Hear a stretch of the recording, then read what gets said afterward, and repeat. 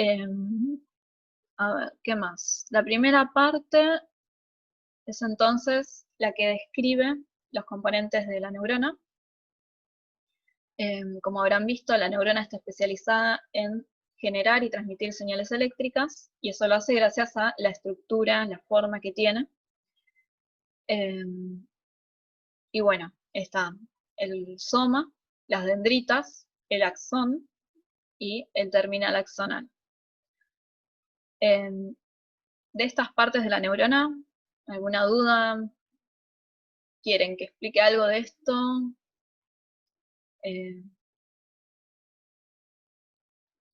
Sí, creo que los que más problemas les trae son los potenciales.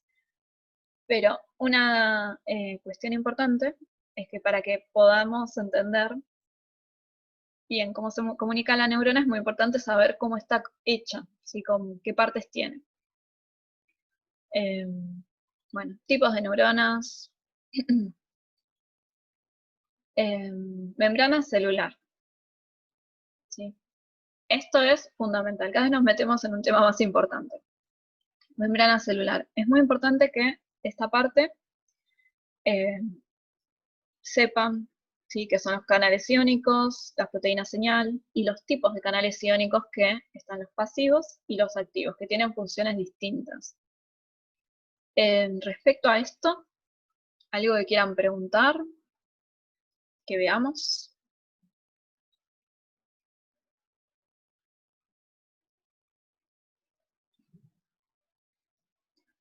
O esta parte se la saben, nos vamos a la parte más difícil.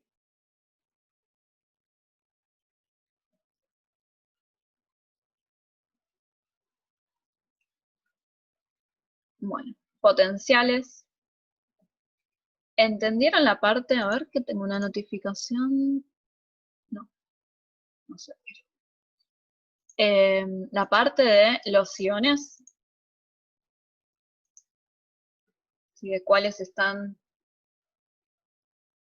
Ahí está. ¿Qué diferencia hay entre un canal iónico y una proteína? Bueno, tienen funciones distintas. Los canales iónicos lo que permiten es que pasen iones a través de ellos, mientras que las proteínas señal o proteína G, su función es, digamos, generar en el interior de la neurona una serie de cambios químicos, ¿sí? Una serie una cascada de reacción, que eso va a producir modificaciones en el funcionamiento de la neurona. Mientras que el canal iónico lo que permite es que pasen iones específicos para ese canal, lo cual modifica, primero, la permeabilidad de la membrana a ese ion, ¿sí? Si puede pasar o no puede pasar, y cómo están distribuidos los iones adentro y afuera de la neurona, que es algo que tienen que saber para entender cómo es que se comunican en una sinapsis química las neuronas.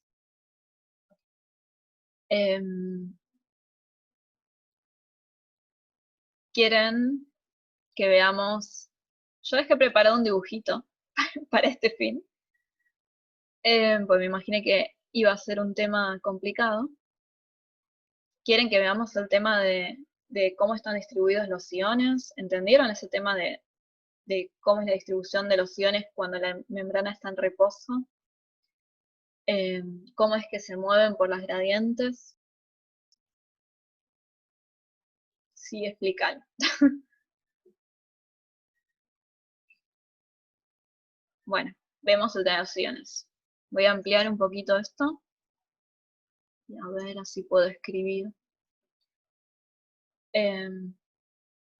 Bueno, ¿cómo están entonces distribuidos los iones al interior y al exterior de la neurona? Es muy importante para la señalización neuronal. Si en una sinapsis química hay, digamos, ciertas características que se tienen que dar para que la neurona se pueda comunicar con otras neuronas.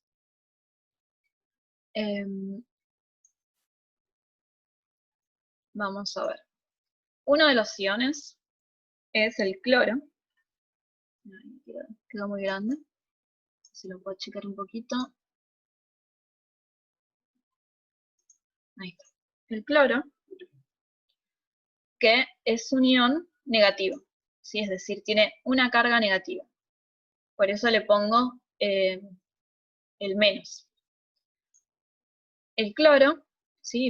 En principio, los iones, por definición, son átomos o moléculas que tienen carga eléctrica, ¿sí? Por eso son iones.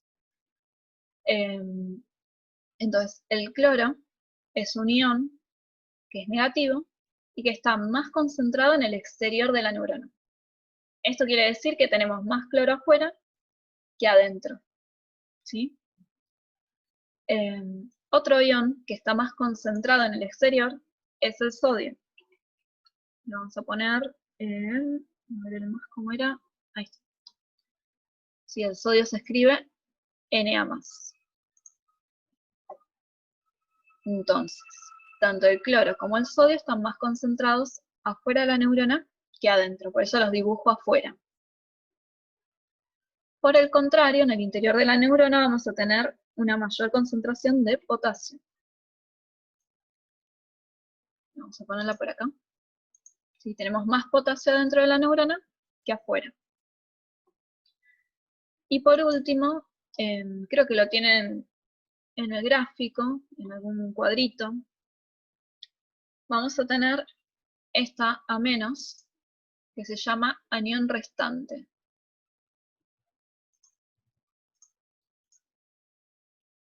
El anión restante no es un ion, sino que vendría a ser una sumatoria.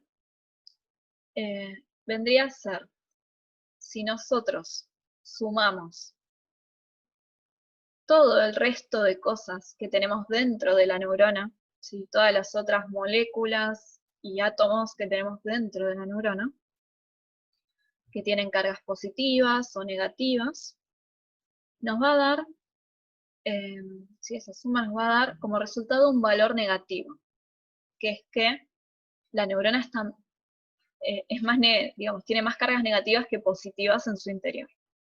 A ese valor le llamamos anión restante. ¿Se entiende? Lo vuelvo a explicar.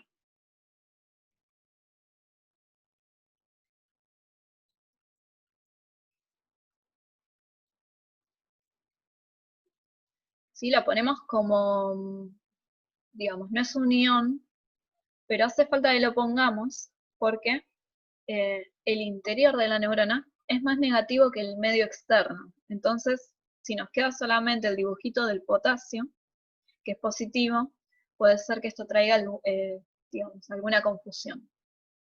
Entonces, como les decía recién, si comparamos el interior de la neurona con el exterior, supongamos que ubicamos un microelectrodo adentro de la neurona, ¿sí? Que nos pinche una neurona, y medimos también con otro el exterior de la neurona, vamos a ver que el interior de la neurona está menos 70 milivoltios más negativo que el exterior. Voy a poner por acá milivoltios. ¿Sí? Esto es lo que ocurre cuando la neurona está en reposo, ¿sí? Cuando su potencial de membrana está en reposo, o también se dice que está polarizada.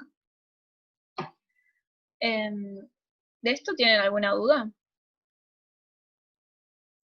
Pregunten tranquilos, ¿sí? Me aparecen notificaciones en naranja. Pero no tengo notificación. No sé por qué. Bueno. Yo pongo menos 70 como, creo que es el valor que tienen en el módulo, pero puede ser menos 60, o sea, depende de la neurona. La cosa es que cada neurona tiene un valor fijo que es su potencial de membrana en reposo. Depende digamos, qué bibliografía consultemos, qué tipo de neurona hayamos medido, puede ser menos 70 o menos 60, pero es siempre el mismo valor para una misma neurona. Yo como ejemplo pongo menos 70. ¿Sí? Si en el módulo les pone de ejemplo menos 60, tomen ese.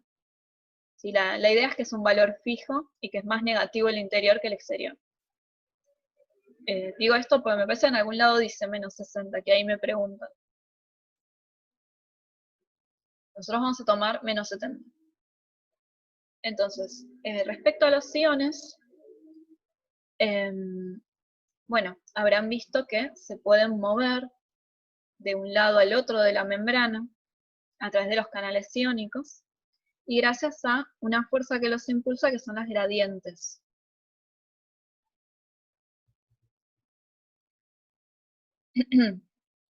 Entonces, los canales iónicos son específicos para un tipo de ion. ¿Sí? Tenemos canales para el cloro, canales para el sodio, canales para el potasio. Si solamente pasa ese ion por ese canal, son específicos.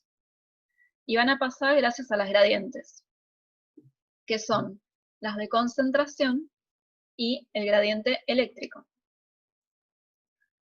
El gradiente de concentración plantea que los iones se mueven desde donde están menos concentrados, perdón, desde donde están más concentrados hacia donde están menos concentrados. ¿Sí? Así, por ejemplo, a ver si me contestan algunos. El cloro, por ejemplo, ¿sí? Para ver si se entiende la idea. Que dijimos que estaba más concentrado en el exterior. Tendería a entrar a la neurona o a quedarse afuera. ¿Sí? El cloro que tenemos acá afuera.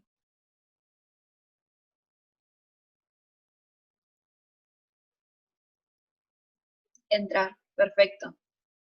¿Sí? El sodio tendería a entrar también y el potasio tendería a salir por el gradiente de concentración. Y después tenemos el gradiente eléctrico, que es la otra fuerza que los impulsa, que plantea que los iones que tienen una determinada carga tienden a ir hacia un medio donde está su carga opuesta. ¿Sí? Por ejemplo, iones negativos van a tender a ir a un medio más positivos y iones positivos van a tender a ir a un medio más negativo. ¿Sí? Volviendo al ejemplo del cloro, por gradiente eléctrico, ¿sí? ¿Qué tendería a hacer? ¿A quedarse afuera o a entrar?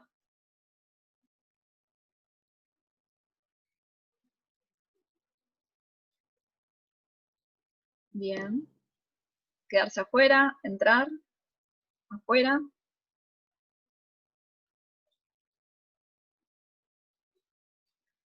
Bueno, los que dijeron afuera respondieron bien, ¿sí? Porque adentro de la neurona está más negativo. ¿Sí? Este es menos 70. Entonces, el cloro, tenemos a alguien más que se suma, el cloro entonces tiende a entrar por un gradiente, por el de concentración, pero a quedarse afuera por el eléctrico. Lo mismo pasa con el potasio. El potasio quiere salir por el gradiente de concentración, pero a quedarse por el gradiente eléctrico porque adentro de la neurona es más negativo. Ahora bien, el sodio tiende a entrar por los dos gradientes, ¿sí? Por el de concentración y por el eléctrico. ¿Sí? Tendría un doble impulso. ¿Esto quedó claro? Esto es importante para entender lo que es el potencial en reposo. Si estamos viendo qué es lo que ocurre cuando la neurona está en reposo, que es cuando la neurona no está enviando señales a otras neuronas. Bien. Y bueno, estos iones se pueden mover entonces a través de los canales iónicos, los que estén abiertos. ¿Sí? Por ejemplo, los pasivos. Sí, reposo es lo mismo que polarizado. Sí, son sinónimos. Membrana en reposo o polarizada es lo mismo.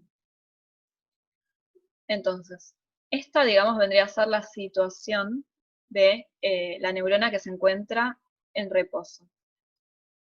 Pero además de eso, habrán visto que hay mecanismos que está utilizando la neurona permanentemente para mantener este valor de reposo. Y esto tiene que ver que, imaginen que este equilibrio que tenemos, o sea, estas concentraciones como las tenemos acá, no podrían mantenerse si los iones se mueven como quieren para un lado y para el otro. Y sobre todo, el sodio, que tiende a entrar por dos gradientes, haría el interior de la neurona más positivo y sin embargo, les digo que es más negativo. ¿Se entiende la idea que quiero plantear? O sea, la neurona tiene mecanismos para lograr mantener este equilibrio. Que si no los tuviera, esto los iones como que tenderían al equilibrio, digamos, no tendríamos diferencias de voltaje entre el interior y el exterior, ni de concentraciones, ¿sí? Si solo nos guiáramos por las fuerzas de las gradientes. Entonces, hay dos mecanismos que tienen en el módulo, que tiene la neurona, que les permite mantener esta situación, que ahora vamos a ver que es indispensable para que pueda generar el llamado potencial de acción.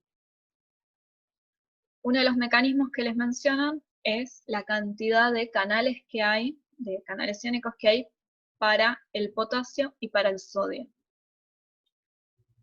El sodio, si bien tiende a entrar por dos gradientes, tiene pocos canales iónicos pasivos a través de los cuales pueda pasar.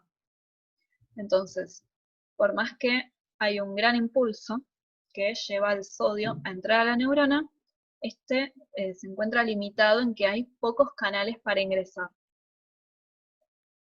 Y además, hay muchos canales para el potasio, lo que hace que con un pequeño movimiento, de estas fuerzas de gradientes, pueda salir de la neurona mucho potasio. En este sentido, teniendo en cuenta esta disposición de canales, cada vez que ingresan iones de sodio, salen iones de potasio, y eso puede, digamos, compensar la entrada de sodio con la salida de potasio. ¿Sí? Ese vendría a ser uno de los mecanismos. Si bien tenemos diferentes fuerzas en las gradientes que impulsan al sodio a entrar y al potasio a salir, ¿sí? En este sentido, el sodio tiene mucho más impulso para entrar que el potasio para salir. Esto se puede controlar gracias a que hay pocos canales para el sodio y muchos para el potasio. ¿Sí? Entonces, entra sodio, pero sale potasio. Entonces, entran cargas positivas y salen cargas positivas, y así podemos mantener este menos 70. ¿Sí? Primer mecanismo, ¿se entendió? ¿Alguna duda?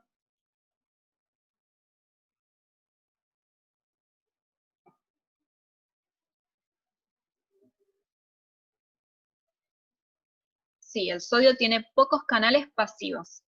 Bueno, acá me preguntan canal pasivo y activo. Eso está en la partecita que nos pasamos. Ustedes quisieron venir a esta parte. Están los canales pasivos, son los que están todo el tiempo abiertos. La neurona tiene canales que están todo el tiempo abiertos, es decir, están todo el tiempo permitiendo que pasen iones a través de ellos. Mientras que también tiene los canales activos, que esos al contrario están generalmente cerrados y se abren solamente cuando reciben una estimulación o química o eléctrica. ¿Sí? Esa es la diferencia. Y con lo que les estoy contando hasta acá me estoy refiriendo nada más a los pasivos. ¿Sí? Supongamos una situación utópica en la cual la neurona está aislada, no está recibiendo neurotransmisores de otras neuronas y por ende solamente tiene abiertos los canales pasivos. ¿Sí? Porque cuando hablemos de los canales activos se complica un poquito más la situación. Por eso hasta ahora hagamos de cuenta que solamente hay abiertos canales pasivos y se están dando estas condiciones de tener estas concentraciones de iones, que por las gradientes se mueven, pero el ingreso de sodio se compensa con la salida de potasio, y solamente usando los canales pasivos. Y la neurona, como les decía recién, tiene pocos canales pasivos para el sodio y muchos para el potasio. Y esto es lo que compensa la fuerza con la que tiende a entrar el sodio con la salida del potasio. ¿Alguna otra pregunta?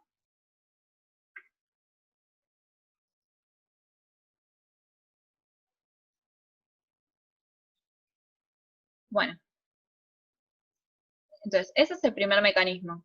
Sí, lo van a ver que es uno de los mecanismos que sirve para mantener el potencial en reposo. Ahora bien, este mecanismo no es del todo eficaz porque, a pesar de que esté, y menos mal que está, ¿no? De todas formas, cada vez que ingresan 3 iones de sodio, salen 2 de potasio. ¿Sí? Digamos, en ese intercambio que se da normalmente, cada vez que ingresan 3 de sodio, salen 2 de potasio. ¿Sí? Es decir, tenemos una diferencia de un ion positivo que ingresa, ¿sí? De más, cada vez que se produce este intercambio. Entonces, es ahí donde entra en juego el segundo mecanismo, que es la bomba sodio-potasio, que lo que hace es contrabalancear este intercambio.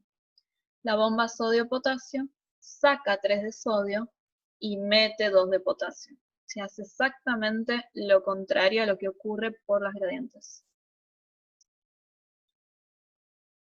Y esto lo hace actuando en contra de la gradiente y por eso gasta energía. ¿Sí? ¿Se entiende ahí qué es la bomba sodio-potasio? Su tarea sería contrabalancear ese intercambio que se da naturalmente.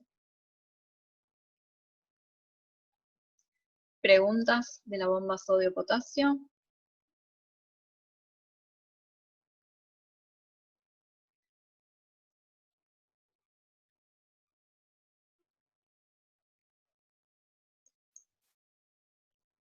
¿Sí? Si alguna tiene alguna duda, pregunten. No, la bomba sodio-potasio saca. Ahí está, saca. Saca 3 y mete 2 de potasio. Es exactamente lo contrario a lo que les mencioné anteriormente con las gradientes. ¿Sí? Por las gradientes, por los canales, de forma natural, pasiva, ¿sí? Las fuerzas de la gradiente no implican ningún gasto de energía, son como fuerzas pasivas que empujan los iones para un lado o para el otro. Por gradientes, entonces ingresaba 3 de sodio y salían 2 de potasio. La bomba sodio-potasio hace lo contrario. Saca 3 de sodio y mete 2 de potasio.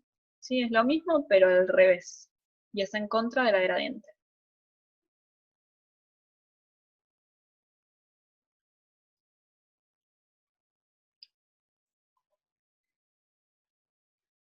¿Sí? ¿Preguntas?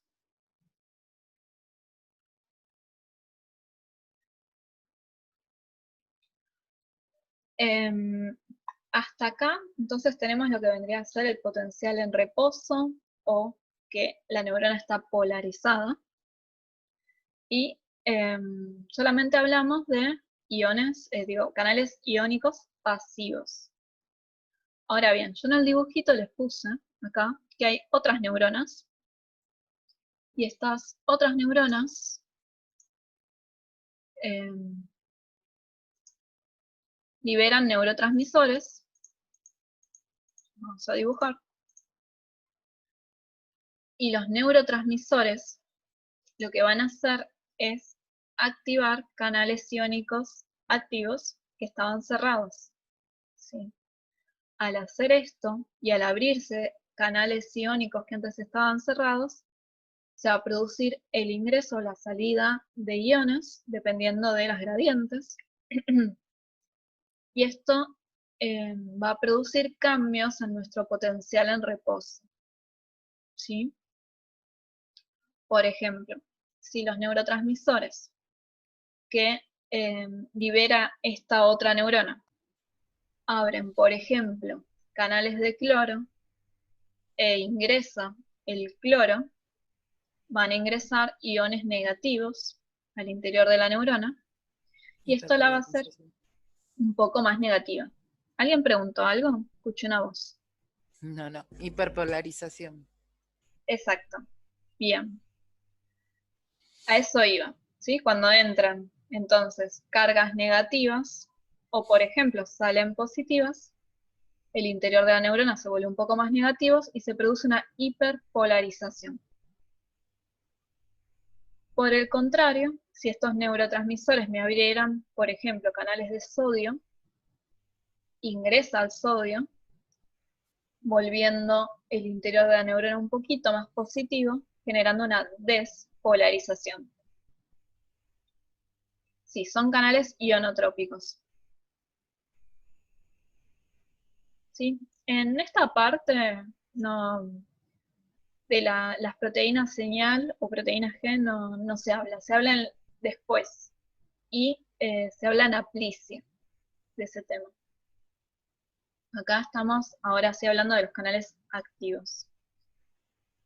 Entonces, los canales activos que están en las dendritas, y todo esto que estamos hablando ocurre en las dendritas, así que en la parte que no vimos, decía que las dendritas es el lugar donde se reciben las señales.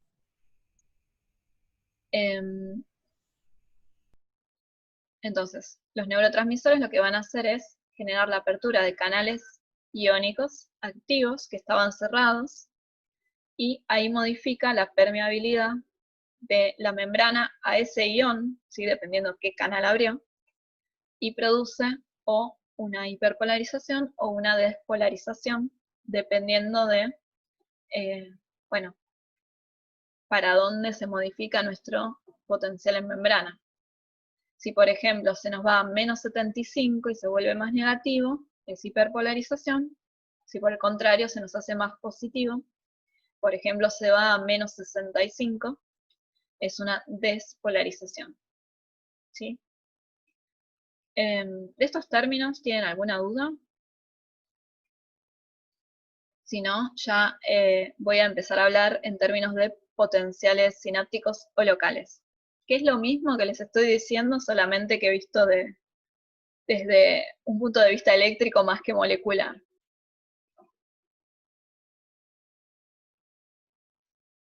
Bueno, sí, son los PIPs y los PEPs. Esto que estamos viendo, entonces, a nivel molecular, ¿sí? Con iones que entran o que salen, son los PIPs y los PEPs. Son los llamados potenciales locales o sinápticos, que son los potenciales que se producen en las dendritas a causa de que hay neurotransmisores enviados por otra neurona que abren estos canales y hacen mover iones que tienen carga eléctrica. ¿Sí? Lo que decíamos recién, cuando se producía una hiperpolarización, ¿sí? Que se volvía más negativo el interior, es un PIPS, un potencial inhibitorio postsináptico. ¿Sí? Los PEPs y los PIPs tienen el nombre postsináptico porque nos estamos refiriendo a la neurona postsináptica. ¿Sí? La neurona postsináptica es la que recibe las señales. La presináptica sería la que las liberó, ¿sí? la que tenemos a la izquierda. Esta en la que estamos bueno, viendo este tema sería la postsináptica. Y el PIPS es inhibitorio porque, como el interior de la neurona se vuelve más negativo, se nos aleja del valor umbral. Si el valor umbral, que no lo mencioné, no lo voy a agregar, vamos a ponerlo acá. Para mi ejemplo, me quedó en rojo.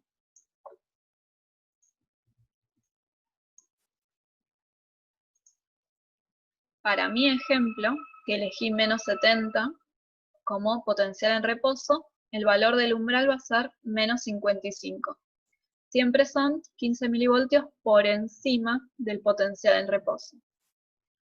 Y el valor umbral es muy importante porque si llegamos a este valor, se produce el potencial de acción. Y el potencial de acción es el potencial que se produce en el cono axonal. A ver, ¿tiene circulito el paint? Así lo marco. Sí, tiene un circulito. Sería, ahí está. Esto sería el cono axonal. Lo puedo checar un poquito. Ahí está. Esto que está acá. Entonces, les decía, es potencial inhibitorio postsináptico el PIPS, porque si vuelve a la neurona más negativa, y por ejemplo se nos va a -80, se aleja del valor del umbral. ¿Sí? Se nos va a alejar de este valor. Si se nos aleja de este valor, la neurona está más lejos de producir un potencial de acción y por ende se está inhibiendo. Por eso es un potencial inhibitorio. Por el contrario, cuando se producen estas pequeñas descargas que lo que hacen es que el interior de la neurona se vuelva más positivo, cuando se produce una despolarización, se produce un PEPS, que es potencial excitatorio posináptico. Posináptico es por el mismo motivo de antes, pues la neurona posináptica, y es excitatorio porque acercan a la neurona al valor del umbral. ¿Sí? La vuelven más positiva, la vuelven más cerca de generar un potencial de acción. ¿Dudas de PIPS y PEPS?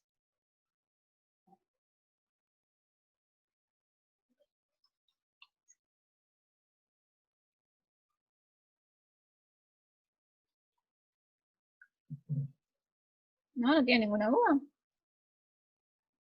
Bueno, me alegro que se entienda mejor. Igual, pregunten, ¿sí? La idea es que se entienda más mejor todavía.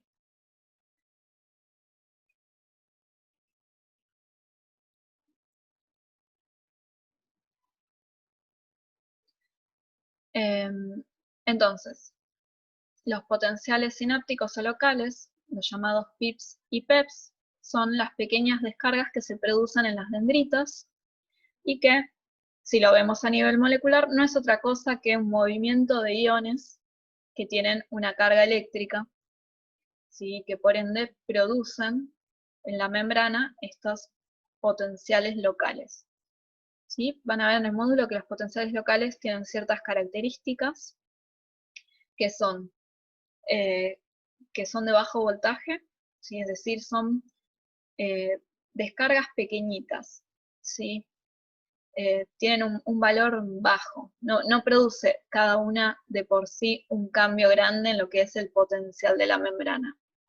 Para ver un cambio más grande vamos a necesitar muchos pips o muchos peps, porque son de bajo voltaje.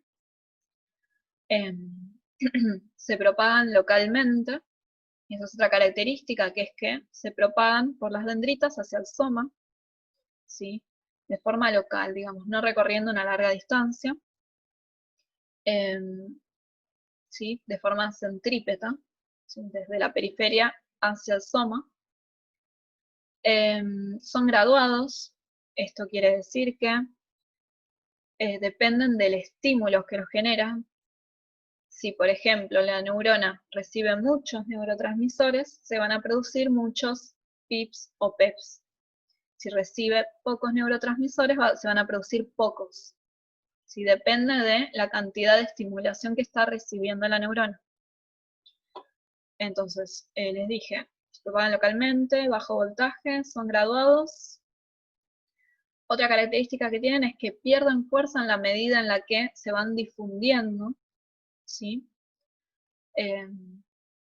Simplemente eso, van perdiendo fuerza en la medida en la que van difundiéndose por las dendritas hacia el soma.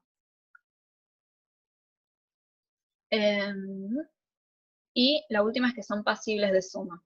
Si, digamos, sus cargas se pueden sumar si están cerca o si se producen, digamos, de forma muy seguida. Esas son las características que tienen y que son importantes que las sepan porque es algo que se puede evaluar, ¿sí? ¿Tienen alguna pregunta de eso? ¿Se entiende qué son? ¿Qué vendrían a ser estos potenciales que se producen en las dendritas? ¿Tienen alguna duda con sus características?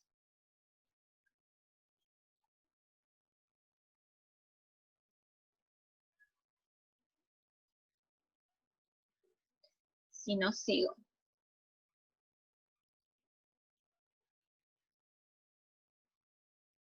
Bueno, esos son entonces los potenciales locales. Otra cosa es el potencial de acción, ¿sí? Son dos potenciales distintos. Los potenciales locales son entonces, como vimos recién, los que se producen en las dendritas, Y el potencial de acción es el que se produce en el cono axonal, que marqué acá con el circulito. Vamos a pasar ahora a hablar del potencial de acción. Entonces, cuando se llega al valor del umbral, si a este menos 55, en el cono axonal, se va a producir el potencial de acción. Y esto quiere decir que la neurona que recibió estas señales de parte de otras neuronas decide pasar el mensaje. ¿Sí? Va a generar un potencial de acción en su cono axonal para enviarle el mensaje a otras neuronas. ¿Y qué es lo que hay en el cono axonal? Una gran cantidad de canales de sodio, ¿sí? Canales iónicos activos para el sodio, que en este caso son voltaje dependientes, es decir, estos son canales que se abren cuando se llega a un determinado voltaje, a diferencia de los que veíamos antes en las dendritas que se abrían por señales químicas. En los canales que tenemos en el cono, se abren cuando se llega a un determinado voltaje. Sí, son activos.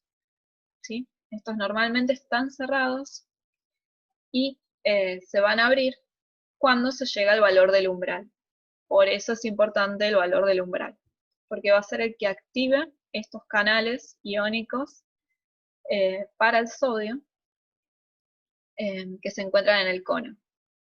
Y tenemos una gran cantidad de estos canales, y como vimos al principio, el sodio tiende a entrar a la neurona por los dos gradientes, tiene un gran impulso para entrar, y es por ese motivo que cuando se llega al valor del umbral y se abren estos canales, el sodio entra de manera masiva a la neurona, invirtiendo su potencial de membrana. ¿Sí? De este menos 55 que teníamos hace un momento, se nos va a ir a más 55. ¿Sí? Ay, no puedo mover.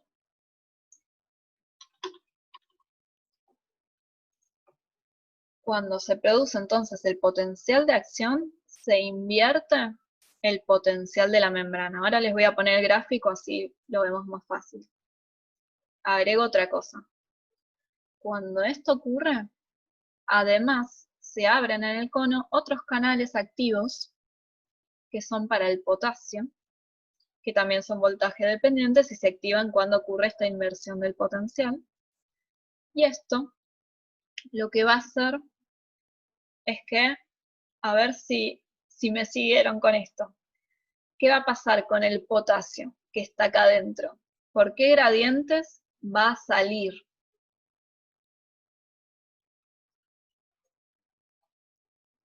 A ver si se entendió hasta este punto.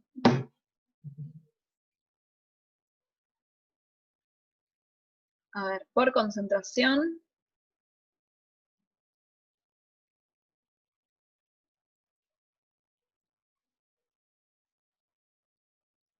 Por eléctrico. Bien. Ahí está. Por los dos. Muy bien. Muy bien lo que están diciendo. ¿Sí? Fueron todas respuestas correctas. Ahora, el interior está en más 55, entonces el potasio va a querer salir por los dos gradientes. ¿Sí? Y eso es lo que nos va a permitir que la neurona se repolarice, que se vuelva a ser negativa. Vamos a ir al PDF, así les muestro el gráfico. A ver, ahí está. Déjenme encontrarlos, pues no sé en qué parte me quede. Acá. Bueno, este es el que indica cómo se menciona cada periodo. Fíjense, acá está en reposo, llega al valor del umbral y se produce la inversión del potencial, que esto es como vimos recién cuando se abren los canales de sodio e ingresa el sodio. Y mientras va ocurriendo esto, se abren los canales de potasio, el potasio empieza a salir y la neurona se vuelve a repolarizar, ¿sí? Fíjense, acá dice repolarización, se vuelve a ser negativa, ¿sí? De hecho, se vuelve un poco más negativa del valor del potencial en reposo, ¿sí? Digamos, pasa de largo y después vuelve al valor del potencial en reposo. ¿sí? Tienen estos grafiquitos para ver esto. Y hay otro más, a ver si lo tienen también. Déjenme que lo encuentre. Acá está el otro. Este indica cuándo es que se abren estos canales.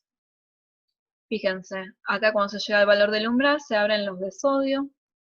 En la medida que se va produciendo la inversión del potencial, se abren los canales de potasio. Y luego, con la salida del potasio y el cierre de los canales de sodio que se habían abierto antes, se vuelve a ser negativa. ¿Sí? Se vuelve a repolarizar, llegando un poquito más abajo del potencial en reposo y luego vuelve al estado basal. ¿Preguntas de esto?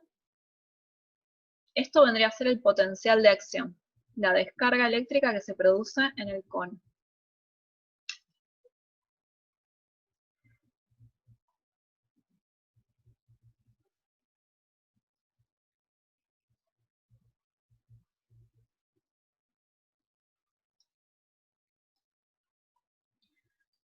En esta parte van a ver que el módulo habla también de periodos refractarios, que de esto también habían consultado.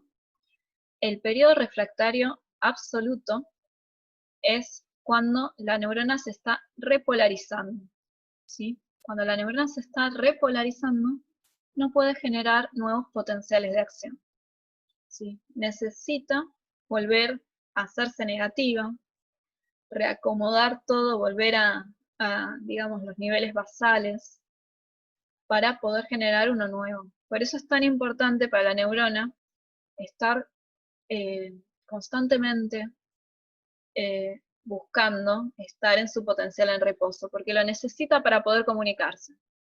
¿Sí? Entonces, cuando se está repolarizando, no puede generar un nuevo potencial de acción, y ese es el periodo refractario absoluto.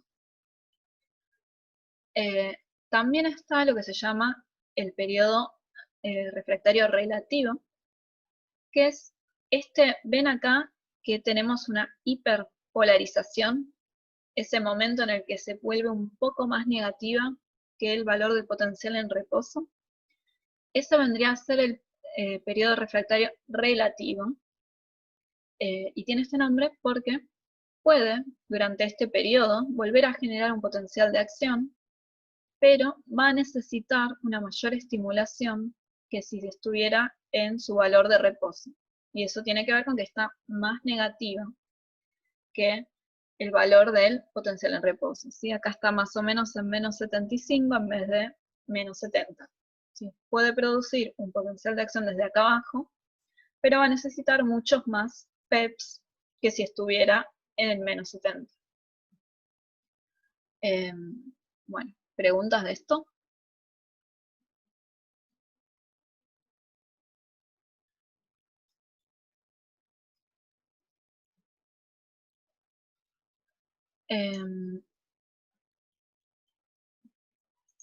Bueno, después lo que sigue vendría a ser lo que pasa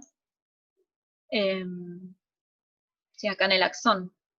En el axón, como se puede ver en este dibujito, está la vaina de mielina que lo recubre.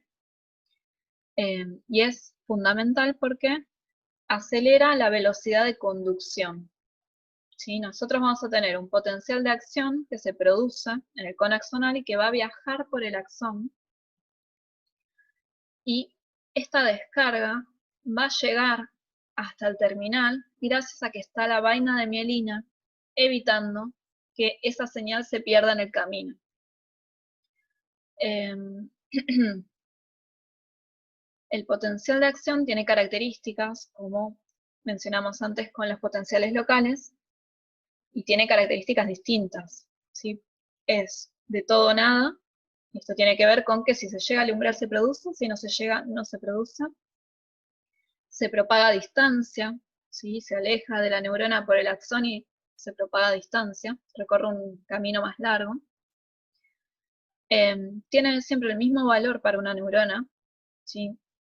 Las neuronas no producen potenciales de acción más grandes o más chiquitos, son siempre iguales.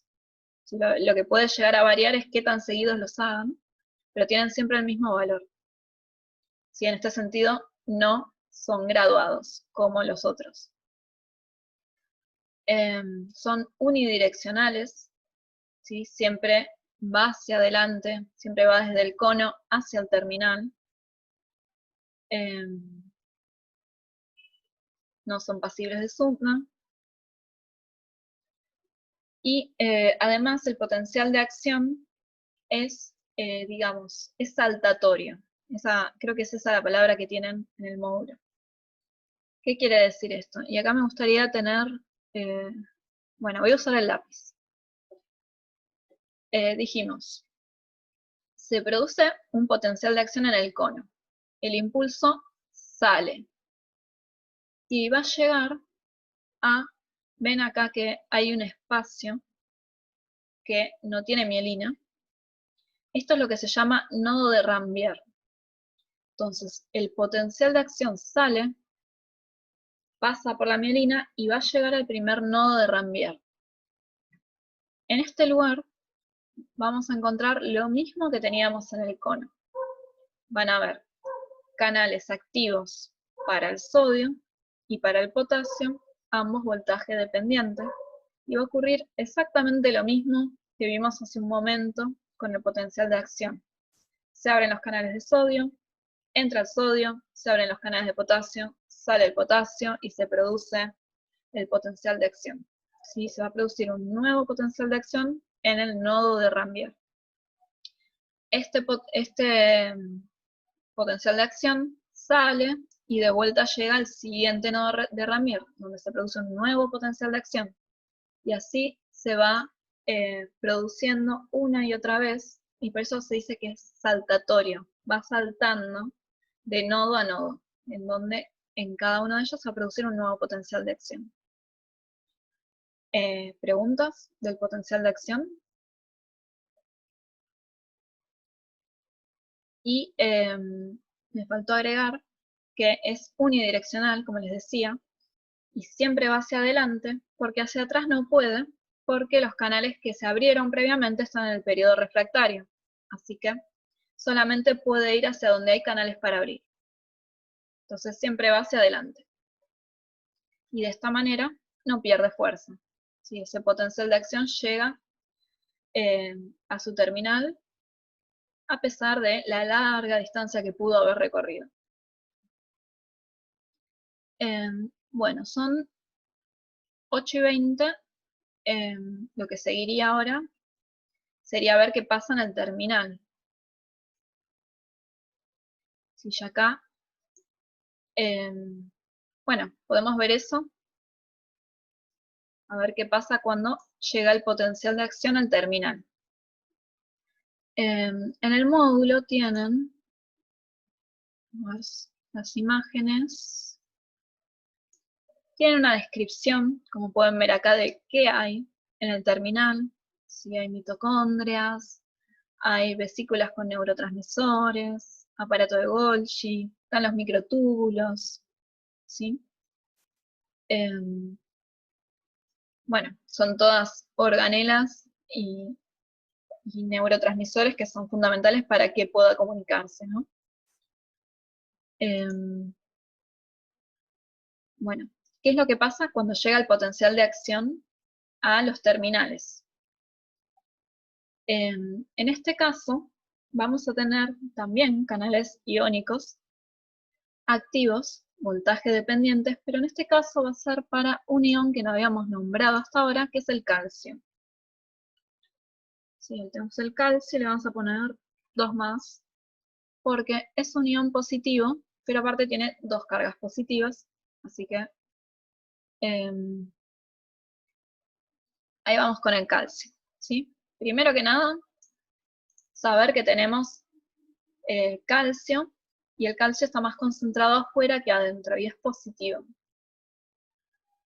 Cuando llega el potencial de acción al terminal, lo que va a producir es que se abran estos canales para el calcio que estaban cerrados, y la apertura de estos canales hace que el calcio ingrese a la neurona por ambos gradientes, ¿sí? Concentración y eléctrico.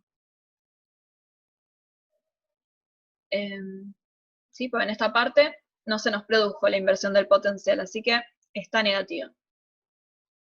El calcio ingresa a estos terminales y tiene una función que es la de movilizar las vesículas con neurotransmisores. A ver, les voy a poner esto. A ver si lo puedo ampliar un poquito. Tengo todas las ventanitas. Ahí está. Me las corrí. Esto que está acá. Fíjense, en esta figura tenemos, esto vendría a ser un terminal que tiene dentro vesículas que contienen neurotransmisores. Cuando ingresa el calcio, lo que va a hacer el calcio va a ser empujar estas vesículas hacia el final del terminal, haciendo que estas vesículas se peguen a la membrana y por exocitosis liberen los neurotransmisores. A ver si puedo anotar esto. Sí, uy, no era eso lo que quería hacer. Era la flechita. Ahí está. ¿Sí? Las vamos a mover hacia acá. El ingreso del calcio va a hacer que estas vesículas se acerquen. A ver que voy a borrar, los voy a hacer mejor. Ahí está. ¿Sí? Los acerca a la membrana, al final, a lo que se llama la zona activa del terminal, y estas vesículas que contienen los neurotransmisores se fusionan a la membrana y los dejan salir por exocitosis. ¿Sí? Así que la tarea del calcio es esa, empujar las vesículas con neurotransmisores para que puedan ser liberados.